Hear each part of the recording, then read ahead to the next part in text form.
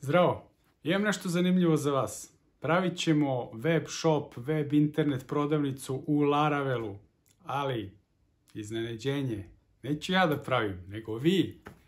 Tako je, imam domaći zadatak za vas, da napravite internet prodavnicu, online web shop, e-commerce.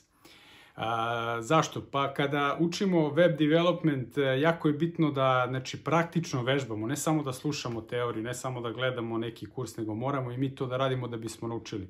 I vi, verovali ili ne, iz ovoga do sada što smo naučili, vi možete da koristite to sve što smo naučili, da primenite te iste principe, da napravite bilo kakvu web aplikaciju hoćete, čak i web prodavnicu možda, iako vam to deluje možda malo nešto kao wow prodavnica, to je teško. Nije, na osnovu ovoga do sada što smo naučili, vi možete da napravite internet prodavnicu. Evo, na primjer, kao tabela što smo imali postovi za blog, sad će to da bude tabela proizvodi.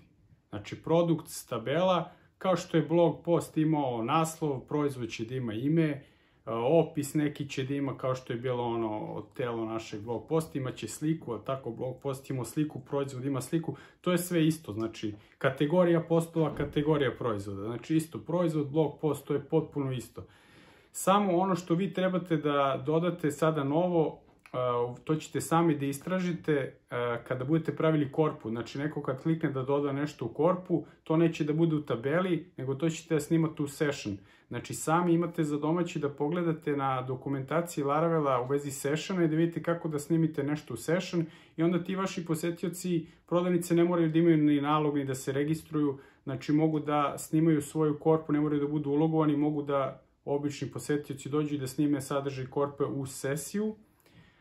I onda kada kliknu na kupi, znači ono buy kao u toj korpi svojoj, vi ćete to da snimite u orders tabelu, znači narudžbe, i onda ćete da imate admina koji se uloguje admin panel i vidi sve ordere i onda zna kome treba šta da pošalje. Ne morate da imate nikakvo plaćanje preko interneta i tako dalje, znači plaćanje pouzećem, admin uđe, pogleda koje su narudžbe bile, spakuje to, pošalje post ekspresom, naplati pouzećem, znači vrlo prosto radimo i imat ćete znači taj order u orders tabeli, imat će znači podatke kupaca, znači on kad klikne na kupi u korpi, otvori mu se forma gdje on ostavi svoje podatke, ime, prezime, adresa, bla bla bla i proizvode, naravno ID-eve proizvoda koje je kupio i koliko komada, znači to da mora da ima ta orders tabela many to many relaciju sa tabelom proizvodi, znači da bi jedan order, jedna narudžba mogla da ima više proizvoda, tako. Znači, bit će među tabela, many to many, ordersa i proizvoda i to je to. Vrlo prosto, podjednako prosto kao blog koji smo radili, samo što ćete sada da imate eto isto novo snimanje u session, ali to isto moram da vam zadam da se naučite da nešto sami istražujete. Jer uvek kad budete nešto radili, kad budete pravili, nećete to već znati od ranije, uvek će biti neke nove stvari koje morate i sami da istražite. Tako da, eto, imate sad 2 nedelje, napravite web prodavnicu za 2 nedelje i pošaljite mi. Stavite na GitHub, stavite mi u komentar ovog videa link do GitHub tog koda. Imate 2 nedelje i nema veze da li je gotovo, da li ste stigli da završite. Web aplikacije nikad nisu gotove. To nije poenta, nije poenta sad neko vašu prodavnicu da koristi stvarno, da kupuje nešto. Poenta je da vežbamo, da učimo, da vežbamo to što smo naučili do sada.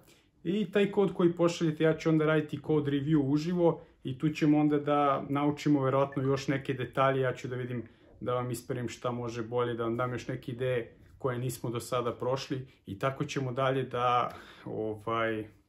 da širimo teme i da otvaramo neka nova naprednija možda poglavlja, ali moramo da napravimo sad malo pauzu i da pređemo na praktičan rad, da malo pauziramo teoriju da bismo prešli na naprednije stvari.